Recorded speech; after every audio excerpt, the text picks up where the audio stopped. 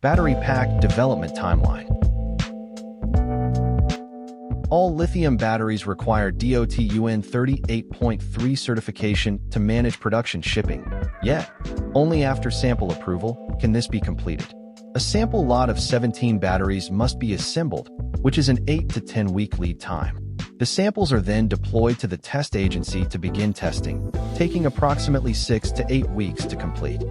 An electronic draft cert will then be provided in about 8 to 10 weeks that needs to be reviewed by the customer or a customer representative and approved to then formalize the cert, adding about another week. The total lead time of this process amounts to 14 to 16 weeks.